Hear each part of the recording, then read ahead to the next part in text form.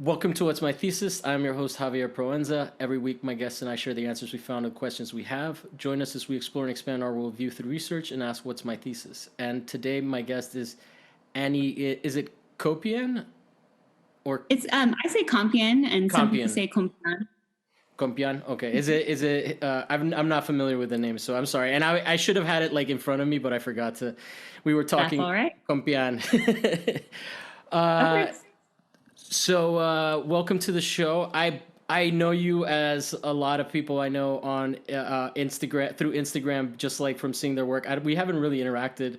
We're not like Instagram messaging friends, but I think that I've always just kind of seen you around, and I was curious a little bit to learn more about what it is that you do.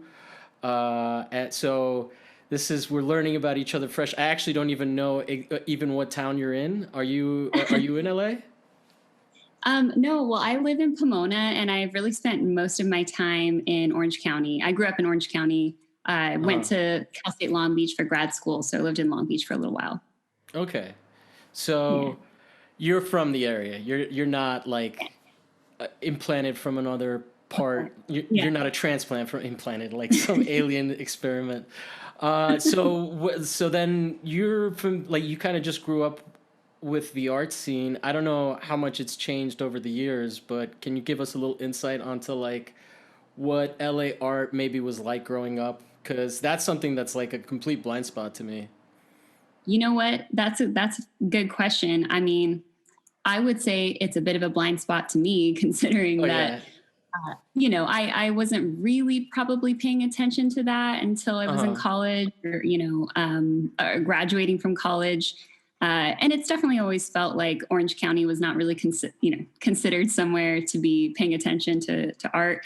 Mm. But we do have a really great museum. Orange County Museum of Art has always Orange had some really, County isn't necessarily a slouch, though. I mean, Long no, Beach is pretty cool. There's stuff going on in like in all of California. Like, I right. mean, I guess maybe the question was sort of more about like you probably wouldn't have experience obviously if you didn't grow up like with parents that took you to that kind of stuff. I tend to think of Exactly. everybody like the people I know out here that are already like taking their kids to everything. But I also think that probably the scene was very different at that time. I don't know, like Yeah. how accessible. It seems like it's a lot more there's a lot more stuff for people to opportunities for people to show in places that you have like at least peer respect, right? As opposed to just like being dry for that kind of experience. I think so. Yeah. I mean, I can mostly speak to my experience. I grew up in Fullerton. I was born in 1990. Hmm. I graduated from Cal State Fullerton in 2013. Okay. I definitely grew up. My background is more in like, I would say just traditional painting, like Uh huh. figurative, straightforward, like figurative representational painting. That's really what I kind of grew up thinking was the best.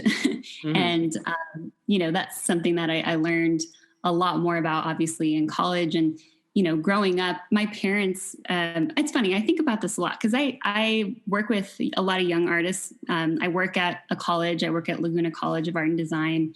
And I've taught children for a really long time. I started teaching children's art classes in, I think, 2011. Hmm. So a while ago.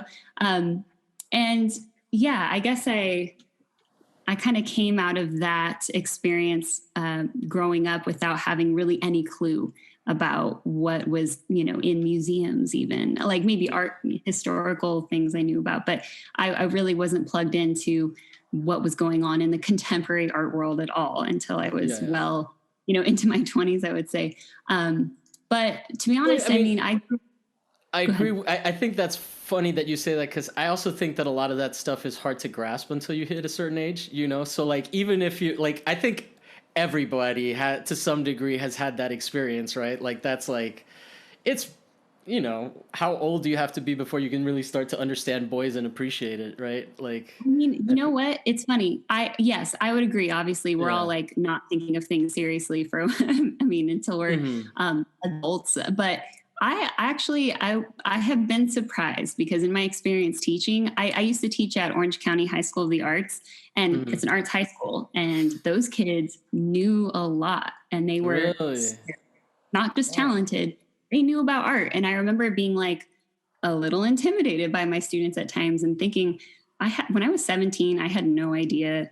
Like I liked pop art. That was probably like the first like dabblings into, like art history, like a lot of, teenagers. But yeah, I don't know. I get surprised all the time by students, and how they know about stuff that I did not know. My world was not very big. My parents, Yeah.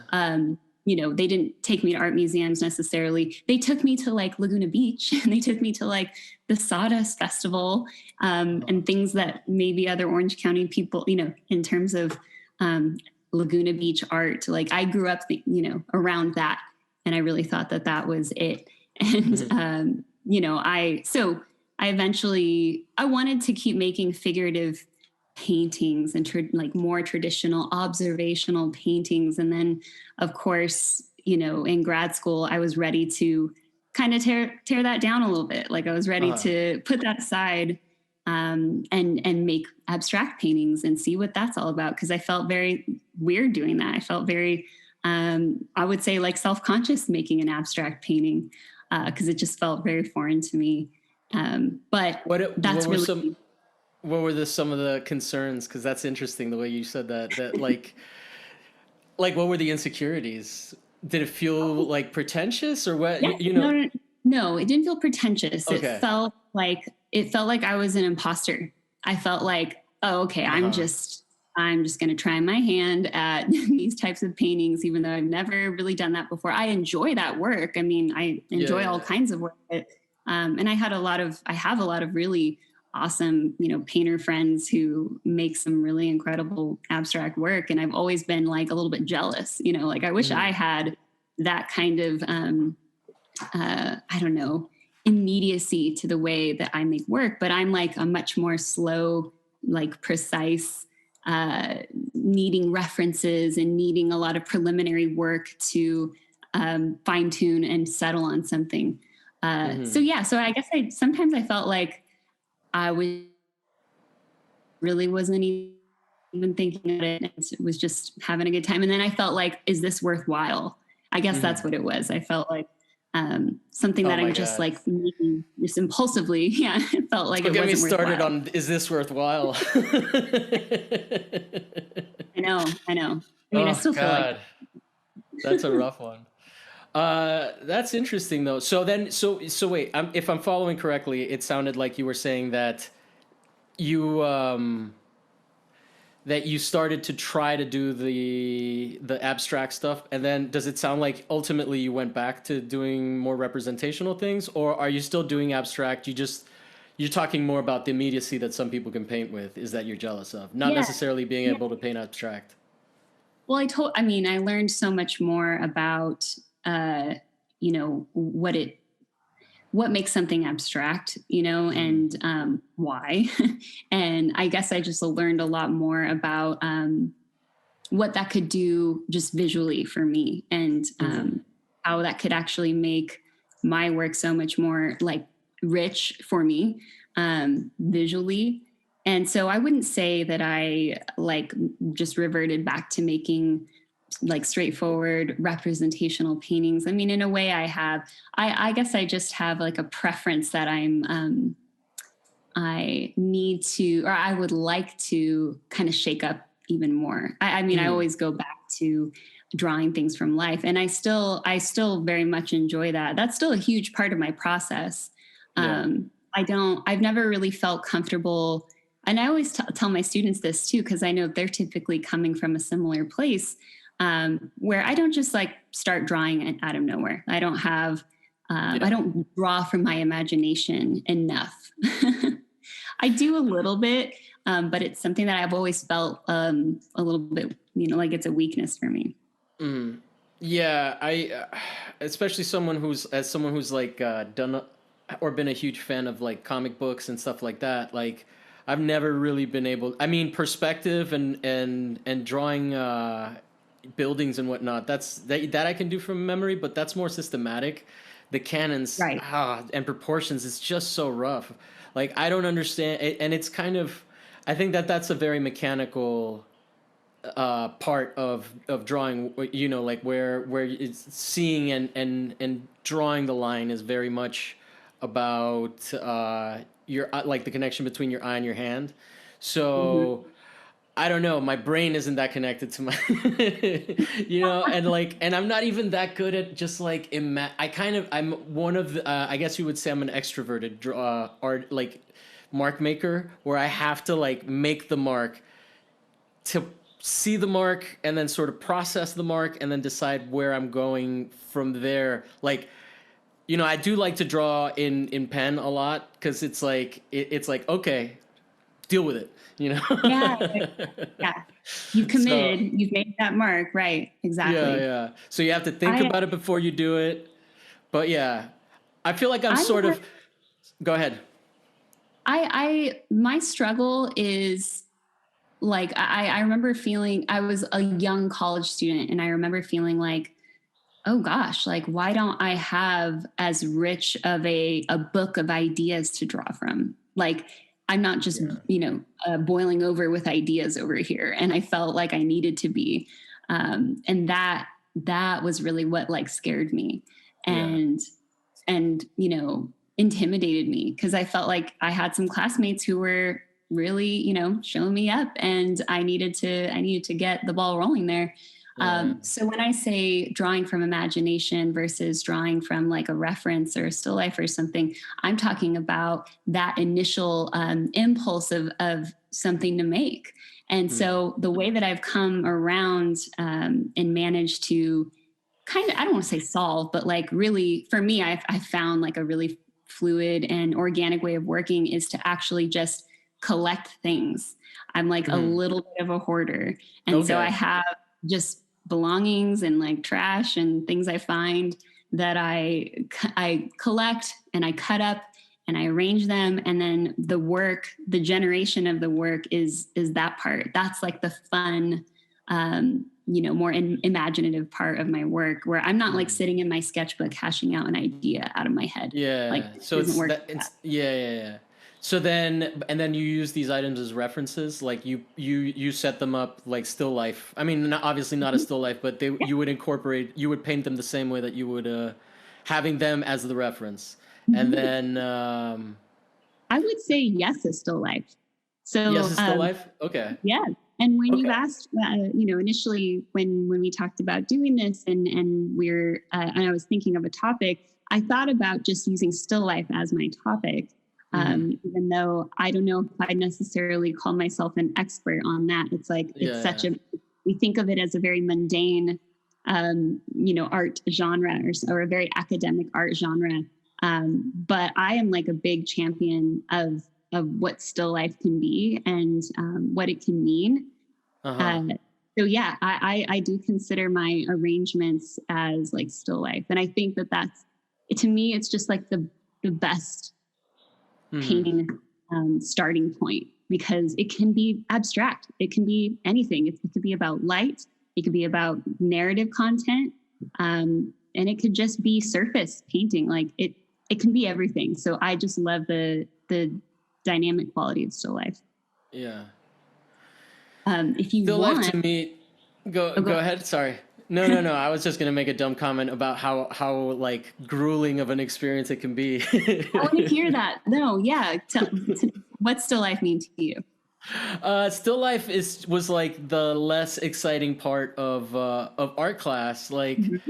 and it was definitely the cheesemate time where you would just sit around and like all the Cubans would be like, "Oh yeah, bro," you know, like because I went to FIU in Miami, Oh, and cool. so like there was a lot of like of that. I mean, I love looking at them. Maybe student ones weren't exactly my favorite because I think it's a really like it's a really challenging thing to just take that shit on, right? It sounds like you love all of that. Well, it can be challenging if it's for no reason, and if it's Yeah. like just if it's about like So you how used well to hate them in class too? Oh gosh, no. Maybe I Oh. had. No, I think like when most people think of an image in their head of like, if I was going to imagine a still life right now, it would be like a bouquet of flowers and a skull and bottles Yeah, yeah, and yeah, vases, yeah. right? Random So stuff. just random stuff that's like, oh, here's a shiny thing. Here's a very like symbolic thing. And that's fine, but that's not what I would as a teacher, like when I set up still lifes for my students, I don't go for that stuff. I go for much more simple objects, and I put like a colored light bulb on the still life. So I really am much more concerned with just form, just Hmm. what is in this format of the painting. And I'm literally going back and looking because it was so long ago when I invited you, but I'm definitely now. It's actually fun to just go back and check. If you're listening to this, and apparently we have a video presentation coming, which is cool too. But I mean, I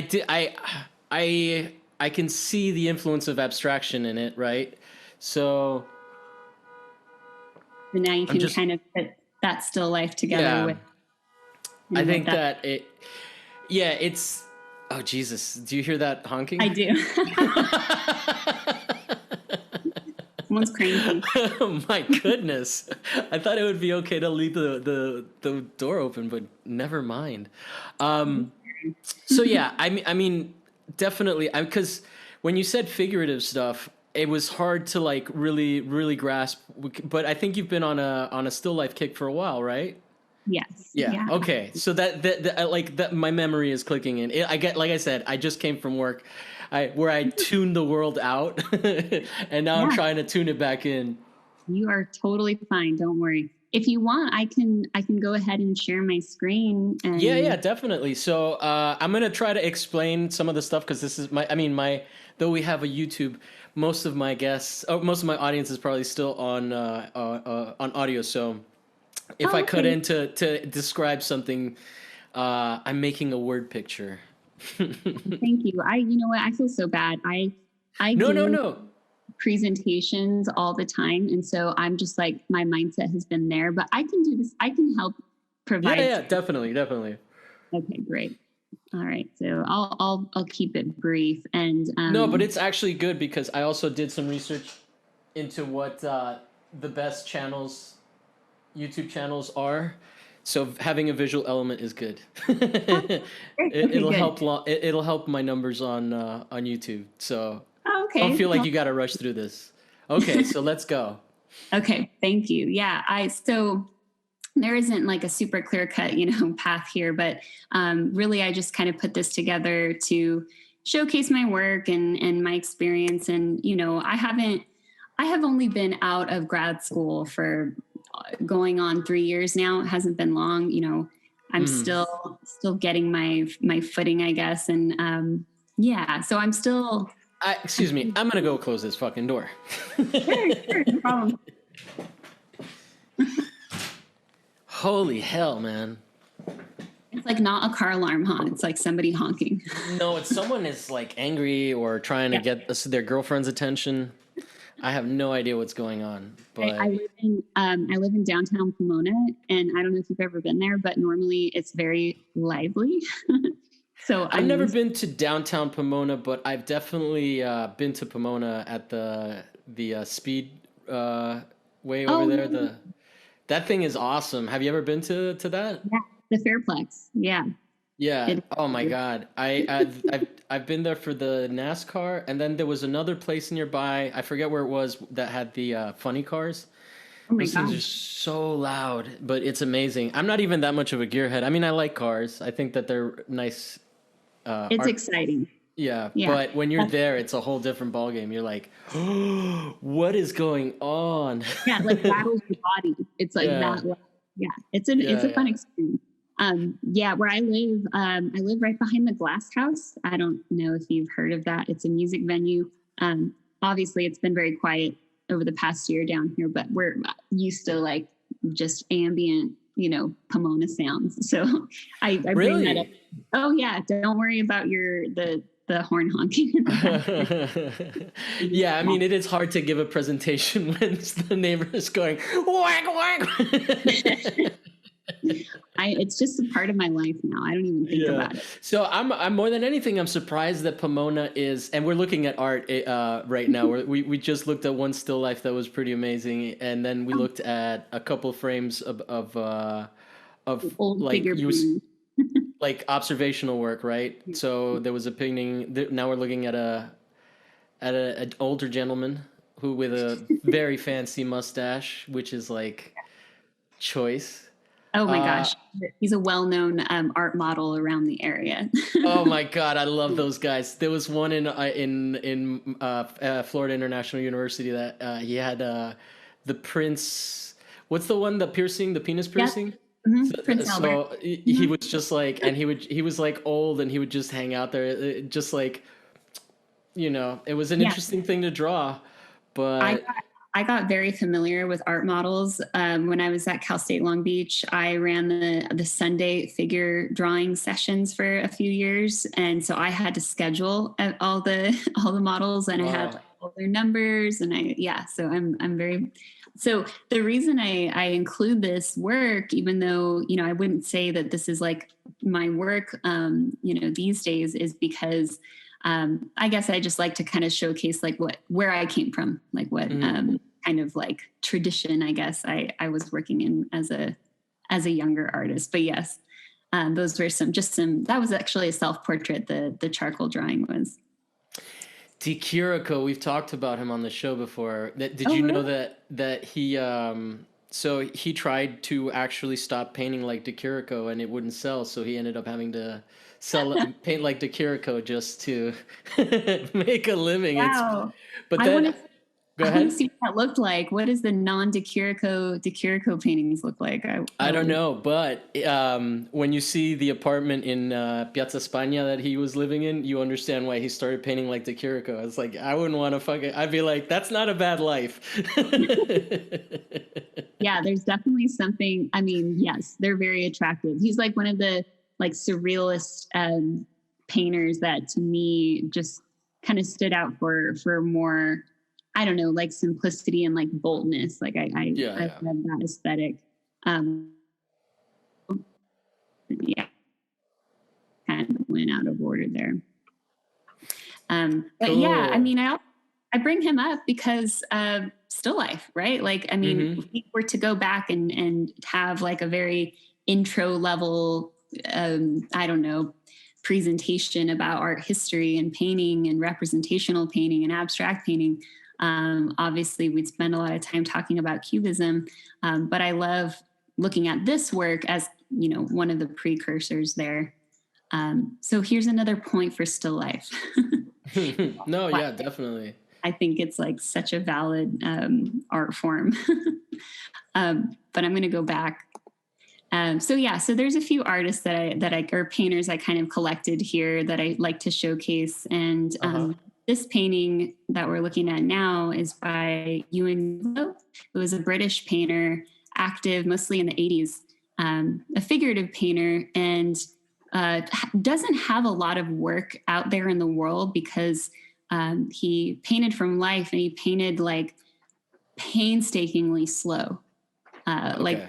these paintings would take him years to complete because he was actually mapping out the placement of like almost every single mark. And that kind of like very slow, measured, like very meditative practice of looking and discerning where something goes is, I think, really what he's known for. And I do enjoy that. Yeah. If I could take years on, I would for sure lose interest. I don't know Yeah, if no, I can't even like if my drawing gets a little too intricate and it's like something that it's a doodle, I'm just like yeah, never mind. Yeah, I've been known to abandon paintings too. I mean, gosh, I should just push through and challenge myself. But Yeah. you know, I love his work. It's so hard to come by, like to find in person. Do you have Um, any of it here in your um, presentation? yeah, I Or do do you have have to? another one. Yeah, and I have a really wonderful book too that I can share later if we want. But these are also his. Okay. Yeah. So another great still life painter. And there's something about these too that are very abstract, right? They're all Hmm. there. They have pretty straightforward, almost like minimalist, uh, compositions and very geometric, abstract compositions. So he's definitely somebody who I think isn't well, probably fairly well known amongst like painters, but in the general public, I don't know if he's well known enough. So we got, yeah, and just I keep forgetting. There's like, what is that? Is that like a tomato or a pumpkin I think it's a or pumpkin. okay? And then it's sitting on some drapery, which is a classic of still lifes. I definitely that's something I do like to draw. Oh, you do? Drapery, yeah. I mean, I do like still lifes. I just, I just haven't done it in so long. You're kind of making me want to like. I had a couple of like people that were like, "Oh, you shouldn't draw. You should draw from your imagination." And I think that I kind of took that a little too seriously. And I like what I've been drawing, but I do miss it. I used to hang out with friends and get together, and we would like take turns posing, not nude, but just so that we would have something to like to draw. So I Exactly. do miss that. Like that was just like such a great way to like hang out with people. Yeah, Um, and you don't. I mean, I'm a big fan of something that doesn't involve like a lot of. This sounds really bad, but like I don't have to think very much when I'm looking at something and drawing it. Does yeah. that make sense? Like it's a Mhm. very meditative process. That's what I really enjoy. And I kind of describe it like when you're cooking or when you're driving or when you're like doing housework. Like sometimes I know it sounds mundane. I know it sounds like very everyday, but I mean, those really are the moments that are the most like you're living. Yeah. You're not thinking about other things. You are focused on that, and that is the task at hand. And there's just something I think so I don't know, fulfilling for me about that. And yeah, getting together with your friends, drawing each other, that's a very worthwhile thing to do. It's okay if it's not, Yeah. if it's just in your sketchbook, it's just for fun. It doesn't have to be, making a statement necessarily. Just by you doing it, that is a statement. Just the Yeah. nature of you making the thing, I think, is enough. It's special enough because it's a record of you and your Mhm. time here. So that's just my I feel impression. like you're getting me motivated to draw. I like Oh, this. that's wow. Well, then my work here is done. Well, also, and then showing me this stuff is cool. I mean, So now I have sirens. So pardon yeah, me. just I don't know. There is something like what you were saying about the abstraction, but it's also very volumetric and like it feels so. It's almost like it is not necessarily. I don't know. It's It's simple. it's very simple and intimate, I think. Yes. Right? Obviously the angle is very intimate, but there's like a permissiveness just because of the subject matter, Right. like, so there's a lot going on there that isn't just like, oh, here's a figurative thing. But Right. I like, but and going back to the minimalism, like there's a lot being done with very little. um Exactly. I think it's what it is it's perception. It's when we are looking at something and we can name it, right? Like we can see we're like, what is it? A pumpkin. Oh, it's on mhm. drapery, right? And we know in our heads, like typically what the scale of a pumpkin is. And so in our brains, we see this as something we can hold. And that Mhm. makes it intimate, right? Obviously, a body does that a lot faster for our brains. It Yeah. doesn't take much for us to see a leg and be like, "Ooh, that's a person," right? And so we Mhm. have an immediate reaction to that. That's very, primal, I guess. But yeah, I think the form of still life does lend itself to more intimacy because they're things that we hold with our hands. Mhm. And that I don't know that I think that hits like here for me pretty Yeah, yeah. easily.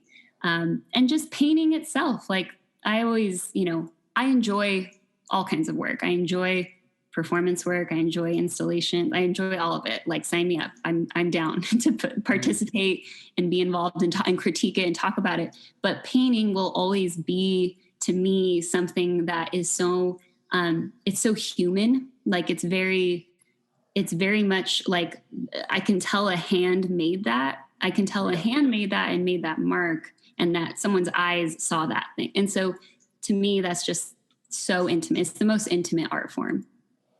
That's really interesting. Another really great intimate looking painting. Do you know who Jenny Saville is?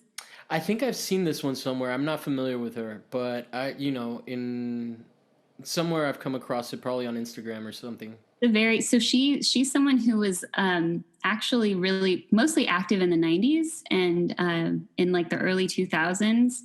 And did you post this on your Instagram at one point?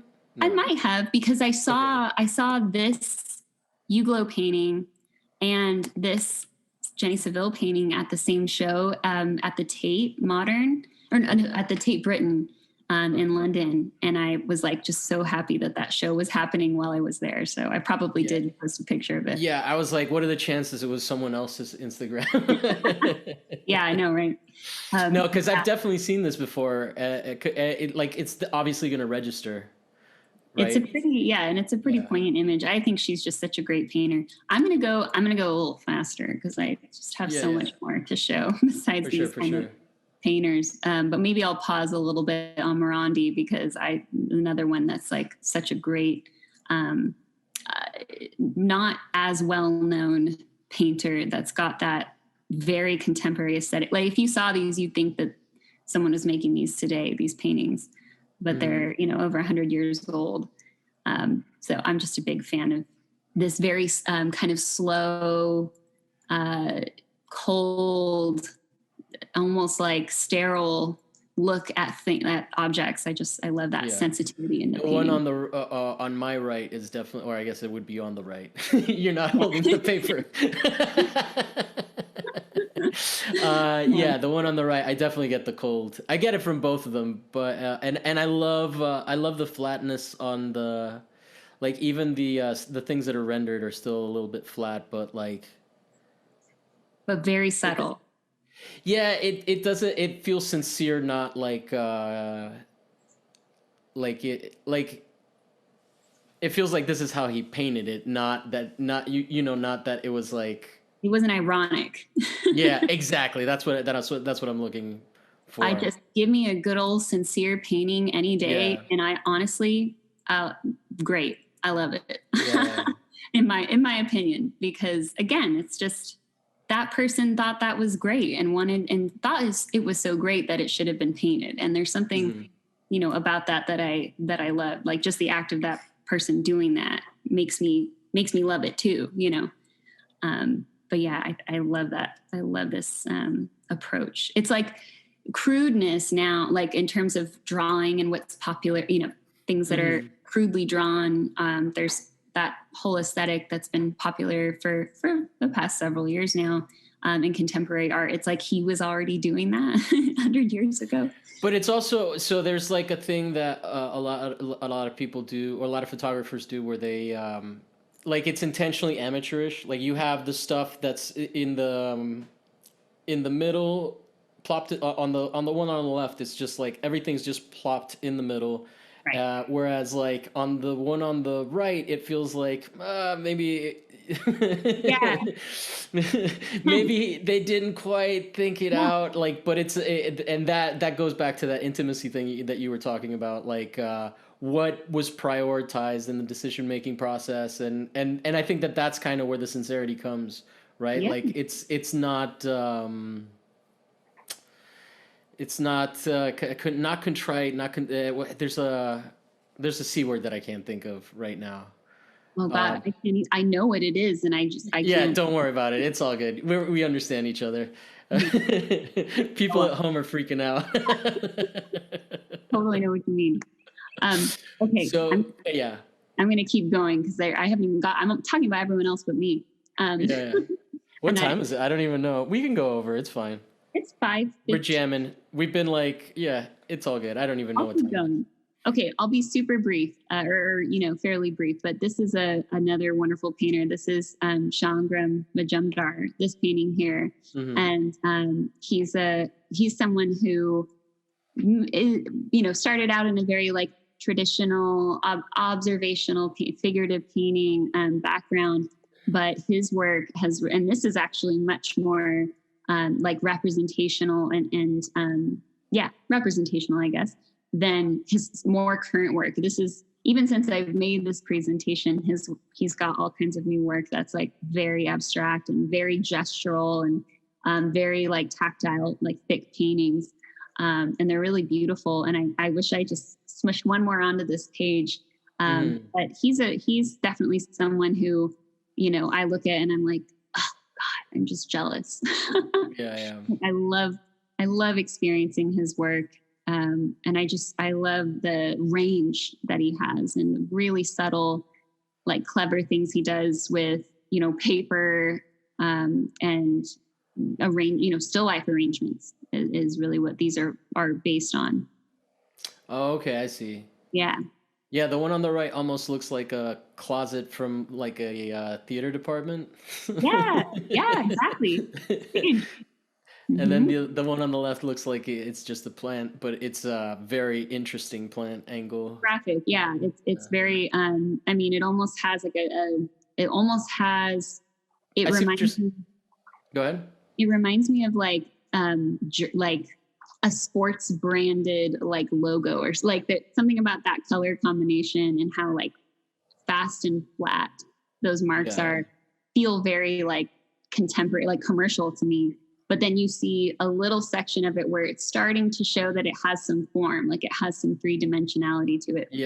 Very subtle. And I love how my eye has to readjust to that. I think that's so fun. I like the one on the right, also because like it speaks to the value of doing something in actual still life, like drawing something from life, because it does, even though it is sort of flattened and it is pieces of paper, like, I mean, the curls on some of those lower pieces of that like flailing thing that comes down from the hook, like that is pretty, that you know, there's a lot of illusion going on there that I think if you were just trying to imagine versus actually seeing it, there you wouldn't have details like that, right? Like, absolutely, yeah. And what's another work is that, and let's be clear. I mean, he's not just painting shapes. Like, I mean, I know that sounds very, I don't want to say reductive. I know that sounds really simple, but these are still images. Like there's, if I was going to name what that thing is on the right, I would say it looks like a crane. Like it looks like a white bird with like an elongated neck. And then obviously the one on the left is very, definitely. So we've been able to name it, but it's still like, we don't know what's going on, but we also know it's a place, but there's also like abstract marks. So it's like, it's just so dimensional. There's so much going on. Yeah. It's really fun. I like what it does to my brain, and I'm actually glad you're showing me this, because I you know, there is that uncertainty but certainty thing that happens there, where you know, like it's as a viewer, it kind of puts me in this like soothing space where like all the pain of the world is gone because I'm like caught in this little like mental loop, right? So I'm into that. I definitely appreciate like how soothing this is. Both, even though the one on the left is a little bit more aggressive, right? It has that green and yellow, and like the lines, they're both pretty aggressive, but different, like for different reasons. I mean, they both have a lot of the same movement, but you know what I mean. That's true. They actually do. Yeah, kind of a central theme to the composition. Do you hear the rain coming down at my house? No. Okay. Like surprisingly loud. Are you using a laptop mic? Yes. Yeah. No, there's no way that I would catch that. Okay, cool. That's good. No, but it sounds great. Because I figured out so many settings on this thing. Let's not talk about it. Let's keep talking about this. My Zoom game is like so much better, especially after you showed me how to help you share your screen. So now you can manage. I mean, the only thing I know how to do. So are these paintings? Okay, no. Okay. Not paintings. These are photographs. And I think they're more All like of them are photographs? I think the one on the left is a combination of like a 3D rendering on, a digital 3D rendering. Hmm. And the one in the center is just a photo collage. Yeah, yeah. And the two on the right are actually video. Okay. Yes. So Brian Bress is another so these are we've switched from talking about like older painters from the past, and now we're talking about like more contemporary artists who are, younger and like very active now. So Brian Bress is someone who I think is so great, and I'm going to jump forward because I know that we could talk a lot more, but this artist is in the same vein as somebody else who, again, here's a still life that you probably wouldn't have imagined in your head if someone said still life, right? Yeah. This is another great photographer. Actually, these are all photographs. Daniel Gordon, and he's using similarly. I mean, so I would say Brian Bress is more known for probably the performance work. So the two images on the right there, they look like two portraits, kind of crossing the plane, right? Yeah. I believe that's him performing in the suit. So he has all these really great kind of abstract suits that are almost like kind of cartoonish. Yeah, cartoonish, robot-ish, but like all fluffy, or not fluffy, but like soft. Yeah, they're like soft sculpture. Yeah, That's what I'm going to talk about. So Daniel Gordon, what he does is he photographs objects, and then he does like a like copy and paste process, like a physical, like analog, like cutting and pasting and building things and then photographing them again. So he has this like very layered process where he photographs objects, prints those photographs out, cuts them out, built like sometimes glues them together to build a thing. So if you look at this image on the left, you could see that like an artichoke. Yeah, the artichoke. Yeah, it's constructed. Okay, yeah, it looks like it is for sure. But it also, there's a flatness. It's constructed. Yeah, it doesn't look like a. It's interesting. But it does have. It's like that's crazy. That's a mind trip because like when you're a kid, you learn about like how painting became sculptural, and now sculpture is becoming painteral. Yes, absolutely, exactly. I love it. I love like those sardines are raw as fuck too. I like them. Great? I love that thing that looks like it's trying to be something else, or trying to trick us. Like it's like, oh, you thought I was an artichoke, but I'm actually just several photographs of artichokes cut up and glued back together. I love that. I think that really does like give a lot of life to that object, and makes it be like much more playful and much more like theatrical. It's definitely theatrical. It makes me think of like I forget what time period, but there's definitely a lot of like opulent right.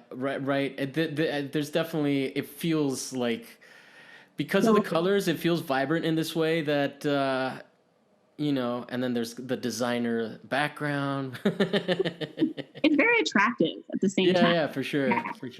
I remember getting that was a criticism I got in grad school, and not just in grad, but for years in college. I remember criticism being like, well, they're just like, your paintings are very like sexy. Yeah. I got that as a photographer. Well, sexy in terms of like, and I didn't get sexy, but I got like sexy, not sexy in sexual terms, but like, sexy in like advertising terms and whatnot. I did a lot of like night photography, and I can, it was probably fair. It pushed me outside of that, but yeah. I remember hearing that criticism and being like, okay, like. Yeah, I mean, but at a certain point, it's like, I have like, I mean, I know that you're a teacher, so I don't want to be like bashing academia, but I think that structurally there's like a lot of bullshit. There's also bad teachers, Right, like, and then there's also teachers that have a preference, and sometimes they can have a hard time. But like, I mean, I don't think it was like necessarily valid. In the sense, like, I guess being told I was shit made me have to like figure out that I wasn't shit on my own, right? Oh, And yeah. so, but I don't know that I would want to pay like thousands and thousands of dollars. Nope. No way. You don't have to pay so much to have your work torn apart. That's for sure. Yeah, you can Um, just have friends do it, and then you're not friends anymore. well, then it means more in a way. Yeah, Uh, yeah, no, I think the criticism is valid, and really, it's just that it wasn't a finished sentence. The rest of that sentence should have been, "Why are you painting in a way that you're using like attractive colors?" Like, yeah, yeah. or it could have been brought up as just posed as a question, like, is there an intention behind you choosing to do that, or are you just choosing these because that's just what you do? Like, how Yeah. much is what's the intention there, I guess. And at the time, it wasn't phrased to me like that, and now I know how to interpret that Yeah. constructively. But at the time, it felt like it was definitely a negative Yeah. paintings. Like, why do your paintings look good? Well, since we're talking about it, you triggered a memory for me that okay, I see. I saw an old friend. Oh yeah. Yeah, yeah. No, that fits in. Yeah, Oldenburg definitely seems to fit into this conversation. But what I remember there was like a competition at my community college, and my teacher was almost like made it a point to tell me that he thought my work was inferior to someone else's, and that my it only won because it was pretty, and I was like, okay. Oh, one because it was And pretty. we were cool, like as a teacher, like, but I was just like, that's Right, right. like, I mean, I didn't disagree with that. Like, I think it was about, but like, there was resentment there that was like, Oh my gosh. What I've learned with like that in that setting, it's like it's a competition, right? So yeah, like yeah, threads involved, whatever. But no, it's totally a fair criticism to say, like, are you trying to make this attractive just because, or are you yeah, yeah, speaking about what we find attractive? Like, what there does need to be some consideration. And I'll be honest, like, even to this day, that's why I kind of fast forward in my work, because yeah, I mean, I do use very bold colors, and I am a fan of just like really intense bold colors. And definitely, sometimes I see that and I do say, well, why? Like, I don't have a reason necessarily. I just like these colors. Like, I would find myself saying stuff like that. And that doesn't go so far. That doesn't go over well. Ooh, we're getting some big thunder. yeah. Oh, nice. Yeah, Wait, it's raining in Pomona? Heavily. We just had Oh lightning. my God. Yeah, lightning and That's thunder. pretty far, I guess. Then I'm in East LA, so I don't even know. Like, I mean, we don't have it, but it has been raining, so it's probably just gonna hit us later. Before we get distracted too far by the weather, that I can see like why people, like, first of all, how long did it take you to paint that inflatable thing? It is ASMR. It's like visual ASMR for sure, right? Like, which I don't say that as a criticism. I think that like is like. I think that there's like sometimes you come across like bitterness, like Yeah, resentment. Yeah. and that's like not a rare thing in the art world. So it can be pretty intense. Um, I don't have a like body as an object. So tell me more about this, because like I want to. It's like bright orange, yellows, and some reds. Yes. So It what seems like you had a blast doing it. Yeah, I definitely. So, okay, I include these images here because these were paintings that I made when I was starting to feel like I was getting to the right stuff for me. Because I was transitioning from making figurative paintings that weren't doing it for me anymore. Like I remember the day, like I draw from the model, draw from life. That's still an enjoyable experience for me. But I definitely got to a point where I was like, okay, this is not, I'm just drawing a person, right? I'm just drawing for skill's sake right now. And that's not that's not exciting for me. Yeah. That's not doing what I want to do.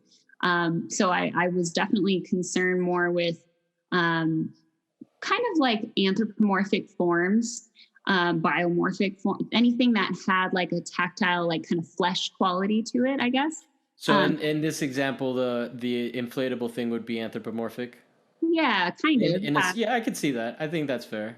I was Like definitely, it's sad and droopy, and it yeah, has textures. It's all wrinkly. it's got pieces, It's yeah. deflated, literally. Mhm. Got dimples. It's got, yeah, air inside of it like we do, and a cavity, like we have. So all of those things I was like very much into. And at this point I was still kind of like combining it with a person. And so I was like kind of just, I'm sure, a little bit afraid to just like full on not paint people anymore, because I was just so used to doing that. So I kind of like slowly moved away from that. I'm going to move even faster. And then I found that still life was really what kind of unlocked things for me, where I realized that I didn't necessarily want to talk about people with my work, but I kind of ended up talking about human qualities, I think. So I'll kind of like not speed through this, but I'll kind of get to my point now. And I think these paintings do it a little bit better. And I really did kind of arrive at something that I found was special to me. And that was like trying to construct not so much a still life, but more like a scene. There's an old term that painters used to use called maquettes, where... What did it say that again, please? Maquettes. Maquettes? Oh, okay. Yeah. Like mannequin. Yeah. It's basically like, but they would use it for figurative paintings and these like group compositions where it's like very epic, old master type scenes, right? With bodies. And so they would arrange these little models of people and light them to create that narrative moment. And so I started to think of the still lifes more like that, more like maquettes, where I was kind of setting a stage. Wasn't De Chirico's shtick like that? Yeah, okay. I get, you know what? I didn't I was totally using De Chirico like just visually. Read too far into his process, but yeah, I mean, yes, I think that's. I mean, I imagine that's how he got some of those figurative pieces, right? Yeah. Certainly, so yeah. That's interesting. I taught you something to. No, I'm kidding. Now I need to go back. The student has become the teacher. That's for sure. But yeah, I definitely felt like, ooh, okay, I'm getting excited now. Like this is. Totally... I can see why. I mean, there's definitely something here that, I mean, like it seems like something has clicked for you, something that has been showing up in different paintings, and now you're being able to incorporate it all together in one place and to a great success. I mean, thank you. It's definitely. It's not even just compositionally interesting, like it is abstract. The abstraction comes from not really knowing what the objects are. Exactly. Right? Which, I mean, I would say they're pretty much just straight abstractions of still life, right? Would that be an accurate way to describe it? I'm getting blinded by a reflection of the sun over here. Here, let me close this window. It literally looks like there's going to be a tornado dropping out of the sky over here. Like it looks, oh, really? Yeah. So dark. Like my apartment is super dark all of a sudden. When you said thunder, it tripped me out. I was like, what? In California? I'm not going to lie. I know I'm talking about the weather, but I was on a walk locally the other day and I saw a tree that was hit by lightning and it was like completely just split open in my neighborhood. So it's surprising what can happen. Yeah. Anyways, so yes, I had a lot of fun with that. And I'm still on that kick. That's still like doing it for me. I am not hard with that. So most of the objects that I paint are inflatable objects. Some of these things, like in this painting on the right here, the figure in the foreground that has the like hand going up like that. It's actually like a little kid, like a baby pool raft, and it's like turned inside out. So the two looks like the eyes, like the big circles there are like the leg holes for the raft. Okay. It's like a little baby seat, and I just like turned it inside out. And I spray painted it white and, position these like deflated balls and deflated like inner tubes around. So those were that kind of like random, found object, but it had like a humanness to it. So I'm always just trying to like, dial that up or dial it back, and just have fun. And so, oh, I just spaced out on what I was going to ask. Go ahead. Okay. I can keep going. Just when you switch that image, Sorry. I started thinking about the next thing. Oh, okay. So how big are these like installations? I mean, that's essentially you're like making your still life. You're calling it a still life, but it seems like these are pretty big scale. Do you ever just document them for the fun of it? Or? Yeah. Okay. So I'm going to skip forward because I do have a photo. I'll go back, but I have a photo. You don't have to rush so much. We got to the meat. We're getting to the meat of this stuff. That's, you're fine. You're fine.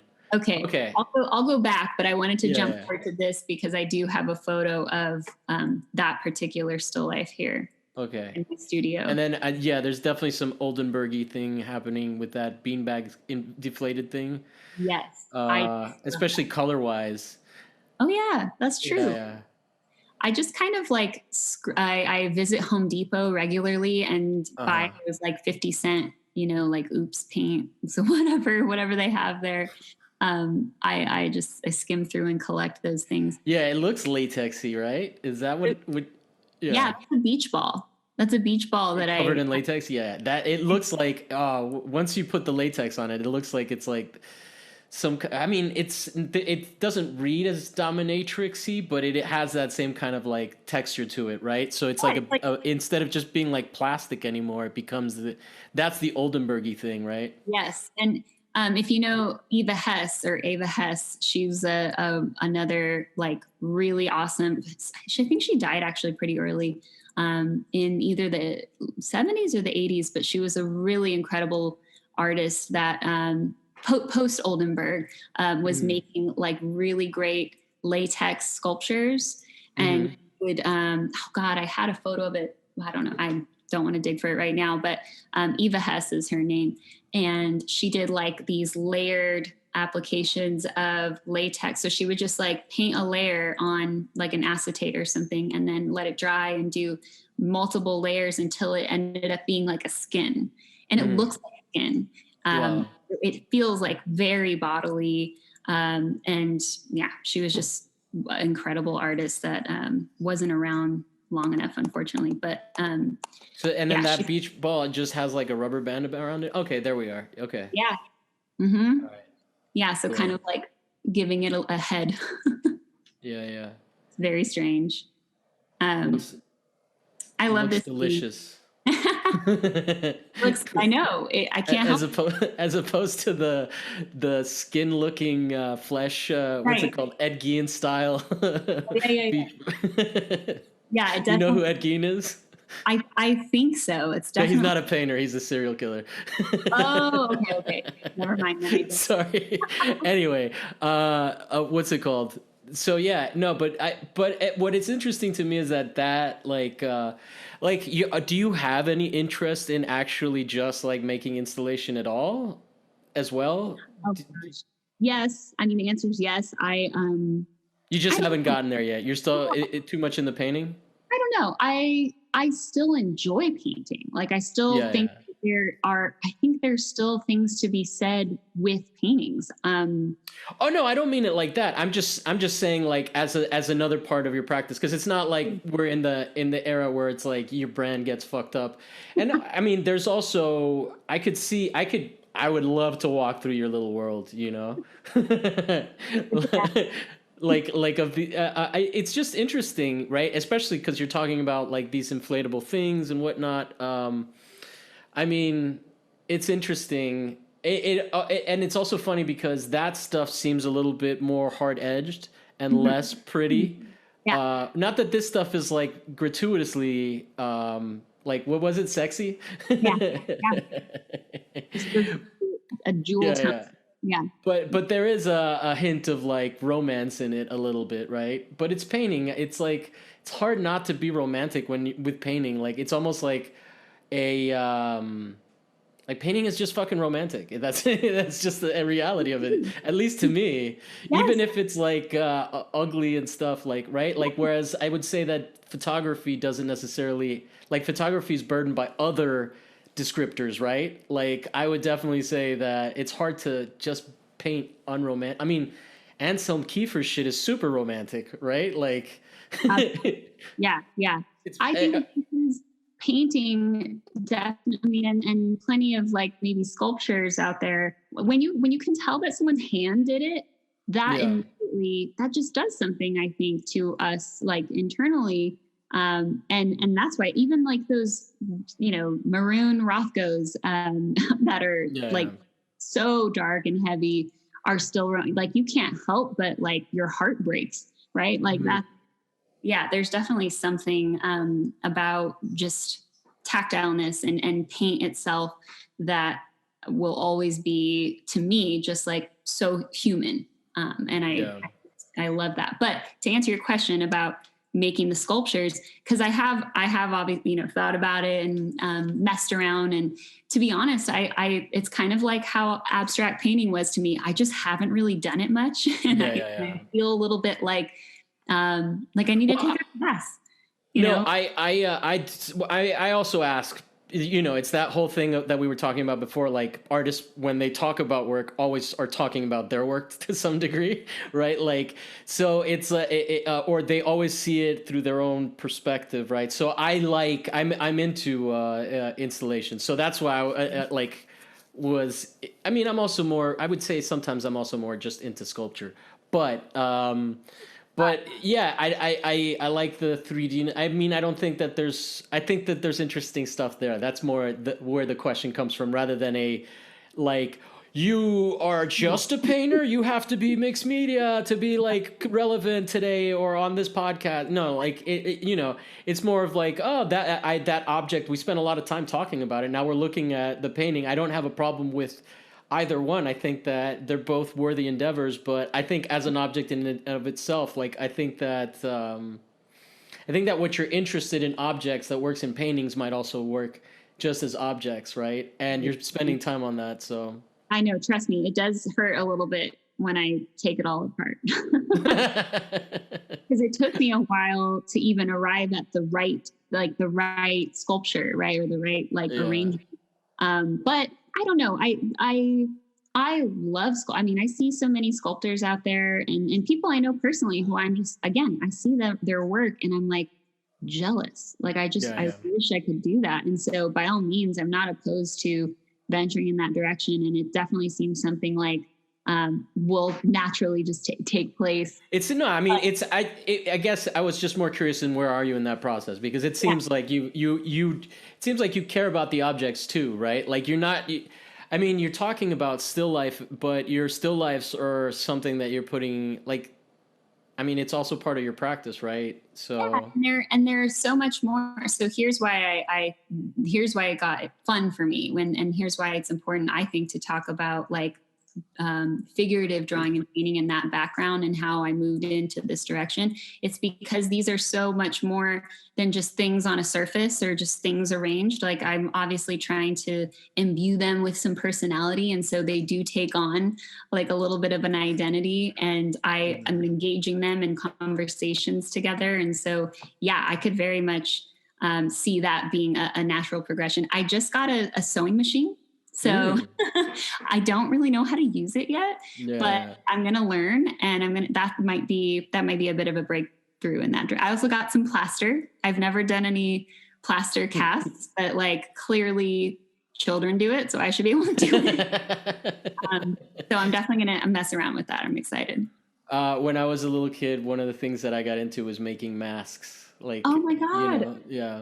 Yes. And so, but anyway, let's go back and actually ground ourselves in the work that you have done. Okay. Yeah. Instead of like the stuff that I got you talking about, which was like, but I do find all of those objects pretty interesting in their own right. So anyway, Thank you. Yeah, it's funny actually. I landed on this slide because these these paintings to me have a very sculptural quality mhm. to them, and the the one on the left is actually a little bit of a weird one for me because It's pretty vulgar. yeah, you know. But it's a boar. It's a actually a photo. I took a photo of a boar's head sculpture at the Louvre. It's like a old, marble sculpture of a boar's head. And then this is actually a photo of like some drapery on another sculpture, and I just kind of like combine them together like that. Hmm.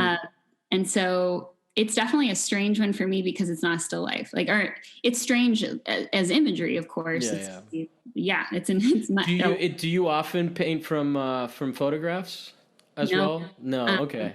I mean, I'll use a photo here and there when Yeah, I yeah, yeah. when I need to, but in this case, I was interested in collage and Uh, putting things next to each other. I don't. That sounds again very rudimentary, but it's another art form that I guess there's a trend here. I like these like art class things, that like children do, yeah, yeah, yeah. and I like kind of elevating them or at least seeing what they have to offer that, I think could be so much more interesting than Excuse me. I just realized you called collage a child's thing. I take exception to that. I've heard, I've heard it discussed that way. I've heard it being, like kind of like written off as like, well, it's just very collagey. Do you know who Raheem Cunningham is? No. Oh, okay. You should check out his stuff. He's no, that shit is like super super legit. I I mean, try. I thought so.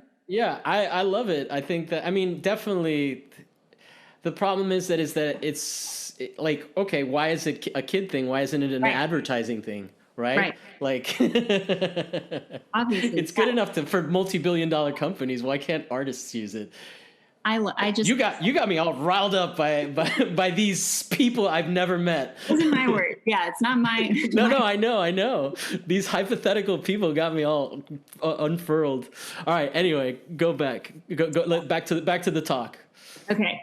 Well, on that topic though of collage and pairing, there was definitely like a time where I was, really going a little bit further into that. So this painting was another one that was fun for me. That was a kind of collage of photos I took of my friend and another like weird still life object. So the orange thing is actually a sock, and I filled it with rice, and I kind of like plopped it around in different positions.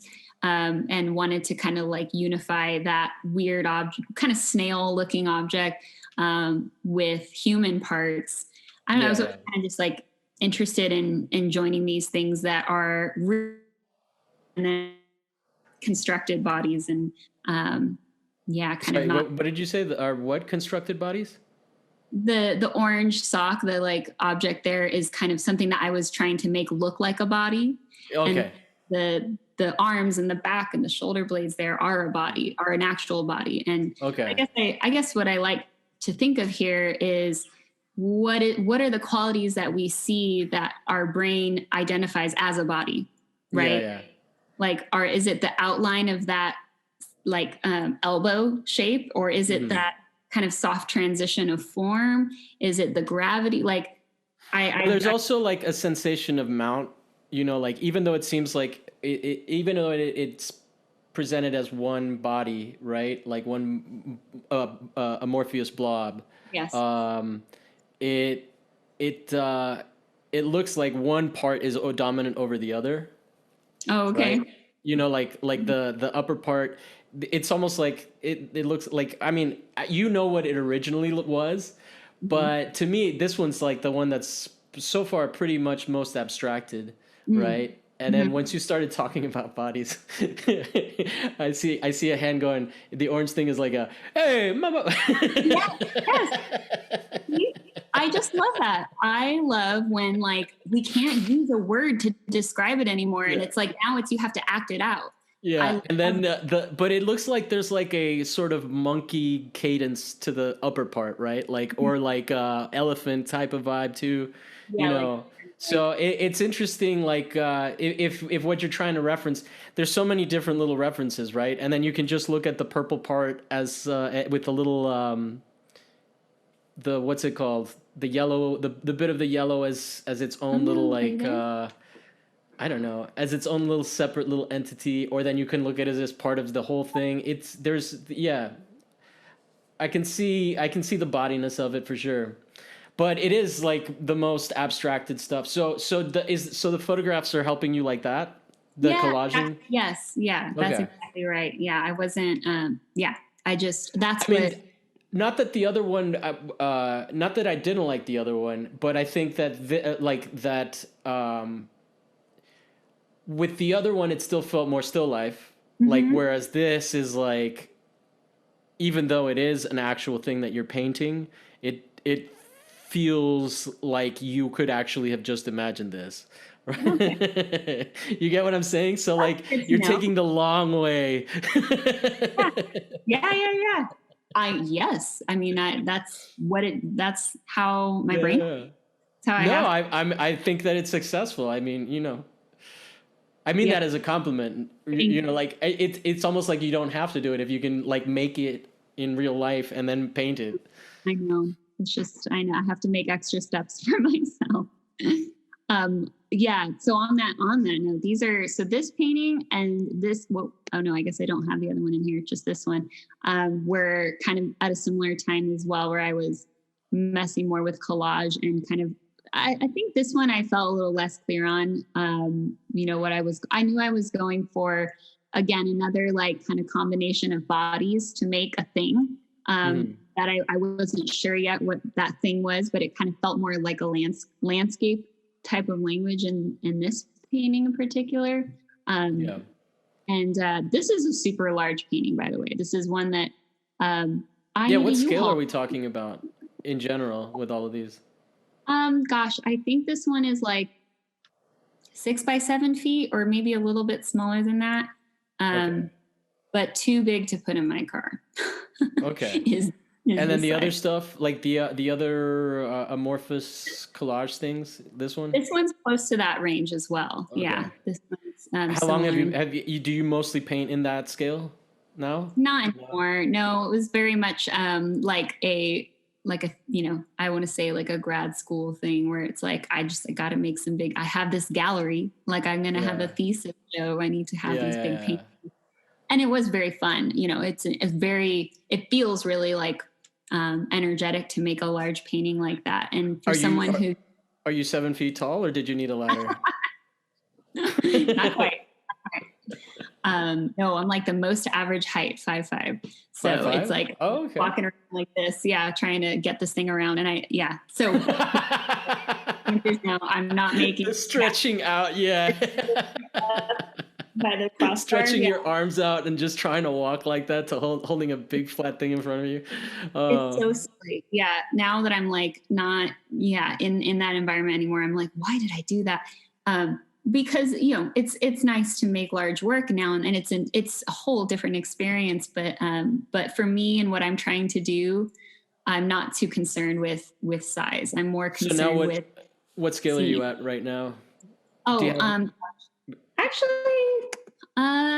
these are kind of small for like okay. these are kind of I don't know. I think the one on the left is like a 16 by 20, and the one on the right is like, oh gosh, I can't remember. Like normal size, Mhm. normal So human I think size. that the other thing that makes that one on the left stand out so much is because it's almost like it becomes thematic in a way that the other stuff isn't, right? Yes, So like because I mean like the snout of a boar is pretty uh what's it called? Like is pretty charged in terms of yes, imagery, and then yes, that drapery is kind of referencing something else very specific. So yes. like, are you going into this more thematic stuff?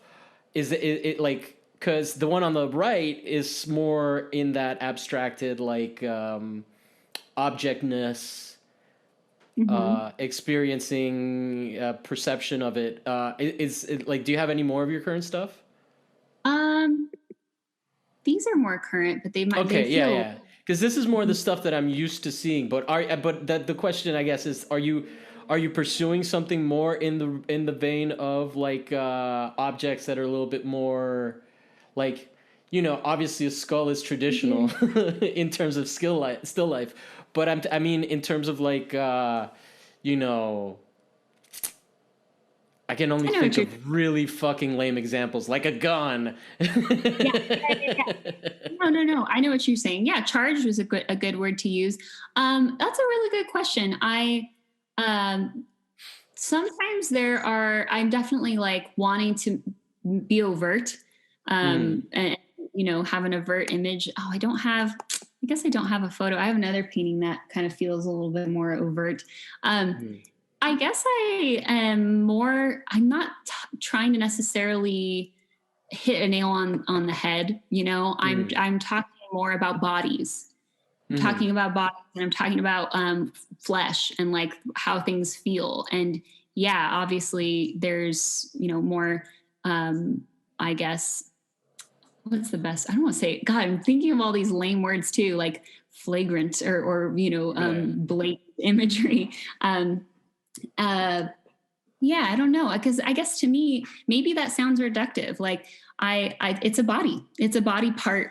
It doesn't need to have everything assigned. Like it's real, and you're gonna probably be around them. Like it's a part of life. Like I guess that Yeah. sounds kind of But mundane, but I mean, it just seems like the stuff that we've been talking about in terms of achieving this one fits in a different space, right? Like it. So I'm more interested in hearing about that. Because like this one's just like so much more aggressive and assertive, yeah, right? Like, uh, so this something that you're more interested in pursuing? Like, I mean, I know I've asked you that, and I'm just re-asking you that again. But like, in terms of like what, how do you feel like this fits into where you're taking things now? Is this a pretty recent one? kind of. I think I did the one on the left in 2019, and Okay, I did the so one it's right. pretty recent. It's Yeah, still yeah, somewhat within the yeah. like the discourses that you're pursuing, right? Totally. I mean, to answer your question, um, it just depends. Like sometimes I feel like, okay, I'm going to make this bold, kind of statement looking image, and sometimes I'm interested in a softer image, and like there Mm. isn't really I did this and now I do that, but I like all of it. It's all worthwhile Okay. to me, and but the answer is yes. There's definitely like some more, I guess, maybe feminine looking imagery that I'm definitely like kind of leaning towards. And I have I'm gonna oh gosh, it's actually not in my PowerPoint, but let me hold on one second. Let me share, because I have some sketches for some new paintings that I'm working on. That might showcase that a little bit better. They're not actual paintings yet. They're just kind of preliminary studies. Hold on. Okay, here they are. So maybe not this one necessarily. Well, we'll go back to this one, but let me go fast forward to this. Yeah, okay. It's this particular. So these are studies for a painting of this still life. And Mm. I definitely was kind of starting to think about a little bit more symbolic imagery, with like birth and crowning and Hmm. kind of, something more bodily and a bodily process. Okay. Yeah. So there's definitely some things that now I'm definitely Okay. Okay. Yeah. being No, a I bit was more. just because I mean, obviously, some of the stuff. So we've it seems like it's the newest iteration of something that hasn't appeared before, right? Yeah. So that's kind of like what I'm trying to see how it fits in. But this gives me a big bit of a better idea. Like it's more. I understand the bodies thing a little bit. Are you trying to have kids soon? I know you have. You're married, right? Will be in Will like, be. yeah. Is he right there listening? He's listening, but he is right there. He's right there. Yeah. Well, let him know. Thank you for the likes and and the Oh support yeah, yeah. and Oh, watching my stories. I appreciate him.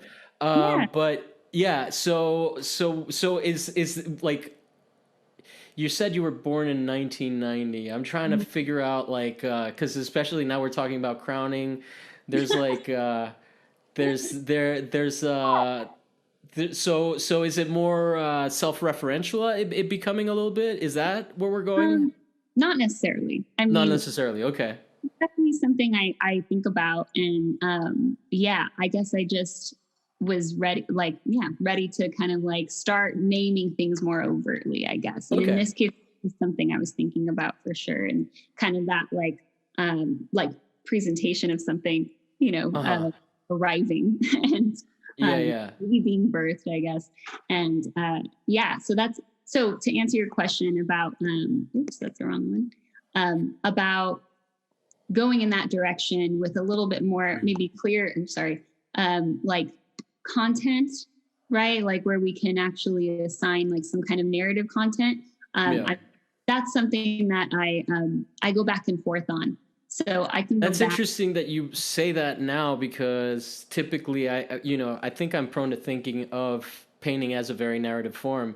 And so far we've talked about figurative stuff and whatnot, but not really about that element. So that's interesting. So because what I was gonna like, it's not like your work didn't have conceptual ideas behind it, right? Up until now. So now it seems like there's a push to try to explore a different avenue with that, right? Yeah, Like, yeah. It's I I so mean, not I'm completely new, but because it's still still life, right? absolutely, yeah, it's still Yeah. life. And for sure, I guess the point is um I don't start out with like an idea. Like that's why I mentioned earlier about like the creative process for me as being very much like a tactile, actually building out. Like I'll just look at all my things and then arrange them in a way that looks like there's something happening and there's my narrative. I'm not, so now I guess, yeah, when I look at that most recent study that I was showing you, I actually was kind of just subconsciously thinking about that. It's not something I was like, I'm going to make a painting about birth.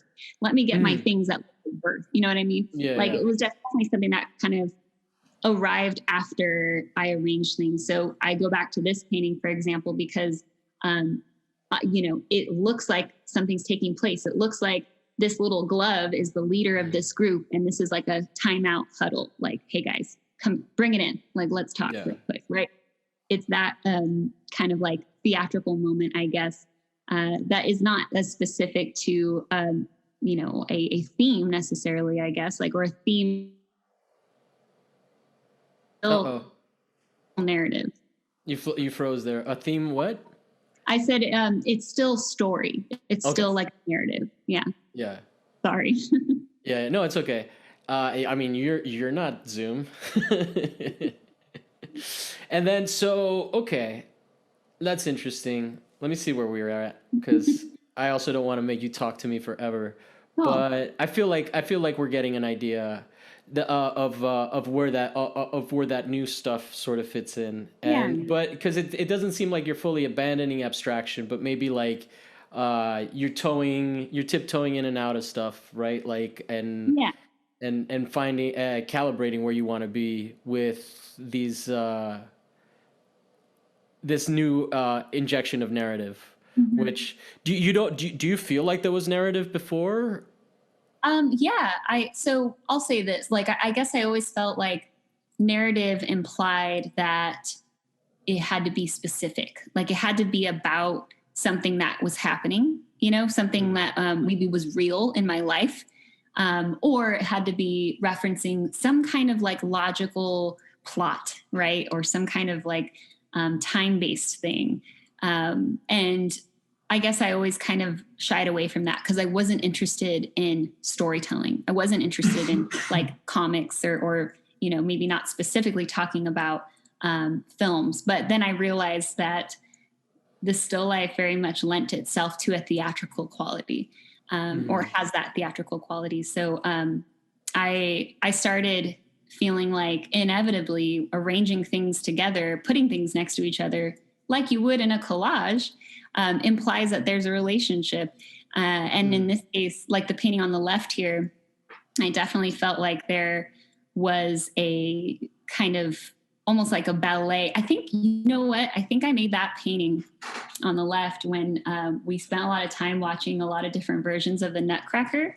And Mm. Well, there like, is definitely a gesture in that that feels like that, and it's interesting to hear you talk about it because there is sort of like the flowiness, even though it is a still life, literally, it's yeah. not moving.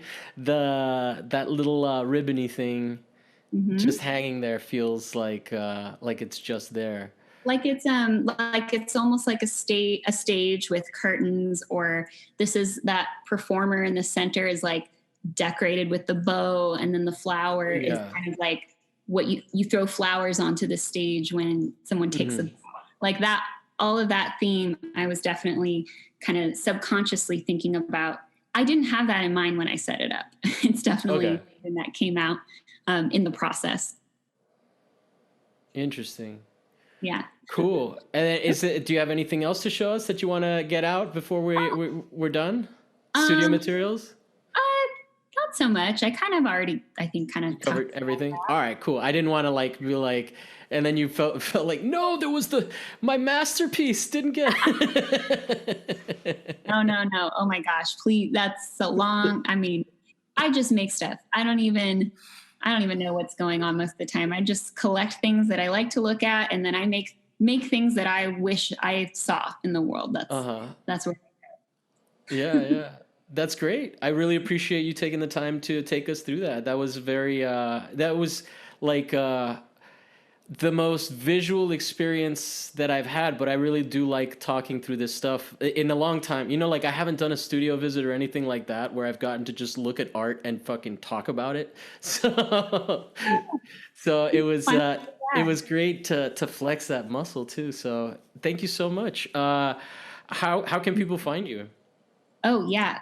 Well, my Instagram handle is just Compean, and I can, well, I could spell that, but that sounds like, oh, it'd be weird to do. But that's probably the best way to find me. I can I was gonna spell say, it. okay, Compean. that's right. Okay. A M Compean. C O M P E A N. And yeah, that'd probably be a good way. Although sometimes I periodically take Instagram breaks, so if anyone tried to get a hold of me there, I might not immediately reply. Um, That's going around because the last few guests I've had to like contact through phone and email to like give them the Zoom link because I think people are just fucking sick of Instagram. Sometimes it's Uh, great. Like yeah, I use it. Obviously, I'm so thankful that I found you and you found me, and we've been able to have this conversation. It wouldn't be that mhm. case if it weren't for Yeah, Instagram. yeah. So yeah, you can find me there, and I really appreciate you taking the time to ask me all these great questions, and it's been really fun. I don't get to do this too often either. Really? I live with an artist, and we talk art all the time, and but it's just us most of the time. Yeah, but I'm sure So there's it's, like boundaries too there, right? Like you can't like necessarily critique at all oh hours of the day. You have to put on your critiquing hats. yeah, we rarely critique each other. I mean, Okay. I what we do is so different. Like Paul Mm, is a huge like comic. I mean, he's making a comic. He's making all kinds of very narrative story based work, and yeah. he draws incredibly from his imagination. So he is like cranking out drawings every day, whereas I'm over here like moving tissue paper. Oh, the light isn't hitting it right. Let me arrange this. Do you All light everything later. and yeah. Yeah, I have like right now the two that well, I didn't show you the second one so much, but I have like a nighttime one and a daytime one. So Oh, okay. Yeah. yeah, My that's lighting very, got because I'm all actually, out of whack because I'm not used to recording this late. I oh was okay, getting yeah, yeah, yeah. blinded and stuff, but I whatever, know. man. It's how it goes. Anyway, thank you so much for coming on the show. You guys can check out the work at the Instagram, and my Instagram is or at What's My Thesis. You can find us on YouTube, especially for this one. If you want to go and see some of the work as it's being discussed, there's going to be clips of that on YouTube. And yeah, and goodbye.